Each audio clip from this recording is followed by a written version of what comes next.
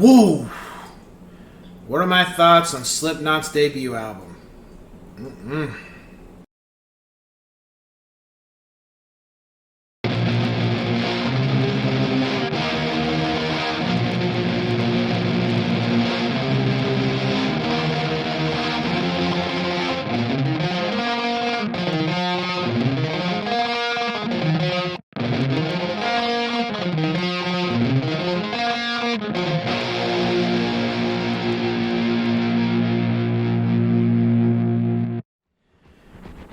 What's going on, ladies and gentlemen? It's Cyberland coming back to you with another album review. This time we're moving on to a band that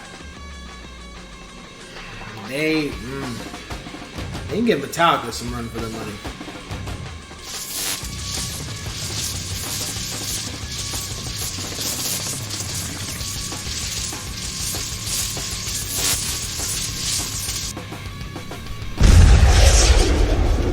Slipknot. Now, when I said they can give Metallica a run for their money, that's my opinion. I love Metallica, but just a heads up, no disrespect to all the Metallica fans, because I love Metallica just as much. Wow. So, Slipknot. I first heard Slipknot in '99, but I hadn't listened to the album. I heard the song. Wait and Bleed. I remember they used to play it on, I think it was the Box, or it was a place where you could order videos. I think it was the Box, and it would just keep coming on.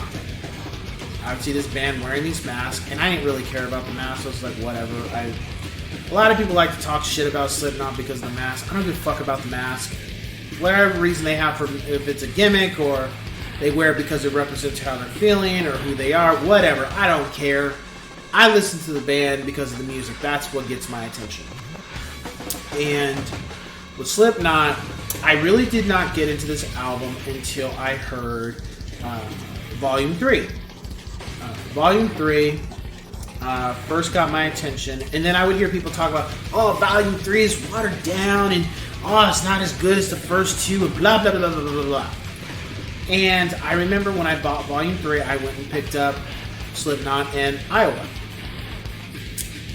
And I already knew Volume 3 to an extent. I didn't really listen all the way, but I just picked up all three. It was like, let me just get them at least for now listening to these. And I already, when I first started the track, the first track, the intro, and I was just like, what the hell is this? Like, really? Nice way to start out. And then Sick, Sick. It was something I hadn't heard. I knew Wait and Bleed, but I didn't know how hard edge this band was with this. I don't want to say was like past, it's just with this album. And very dark, very disturbing, just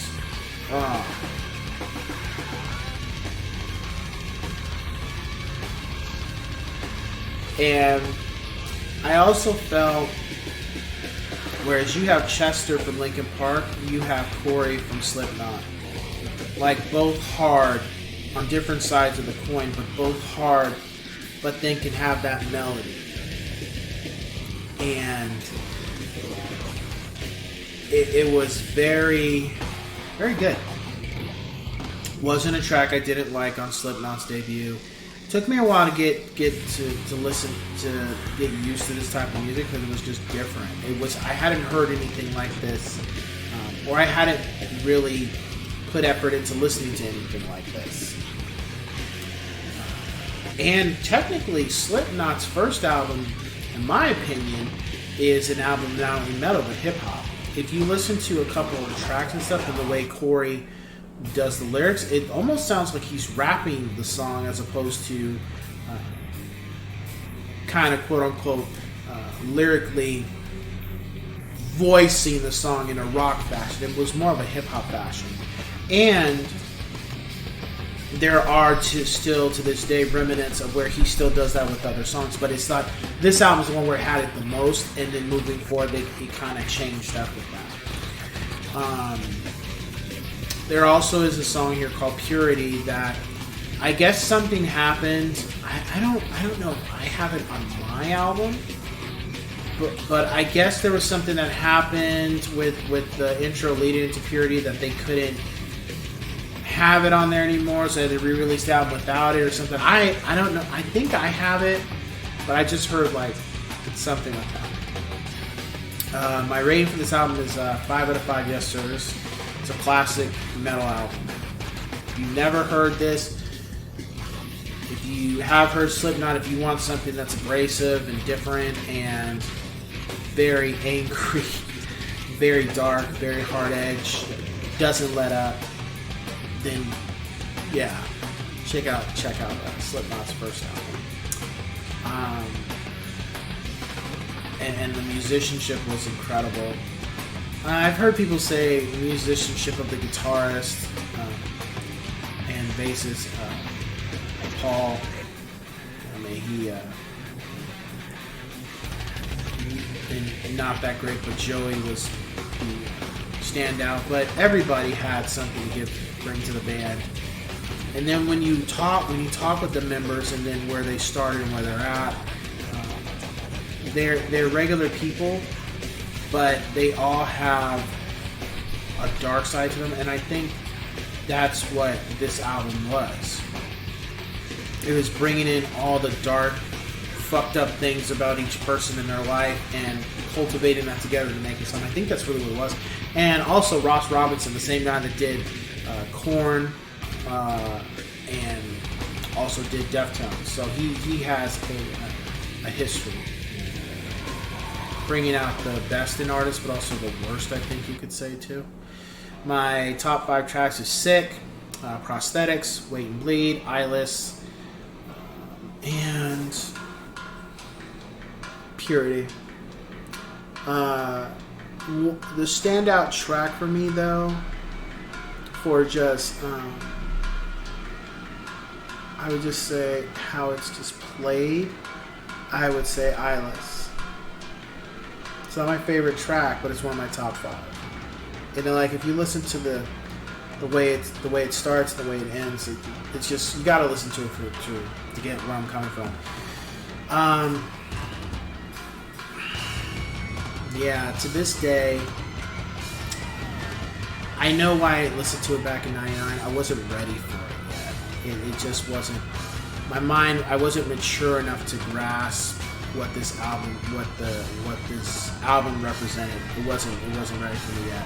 So I don't feel like I missed out. I'm glad I listened to it when I was ready to, when that time came, because it's a magnificent album. It's one of their best, in my opinion. I don't know if well, we'll get to that later. I gotta keep in mind that when I make my rankums for these albums, like how I rank it. But it's up there. So if you have an open mind and you really want to know about this band and what they represent, then listen to it. Otherwise, if you're not into hardcore, hard edge rock music, then this is not for you. You're not gonna like it. Forget the mask thing just right out the front.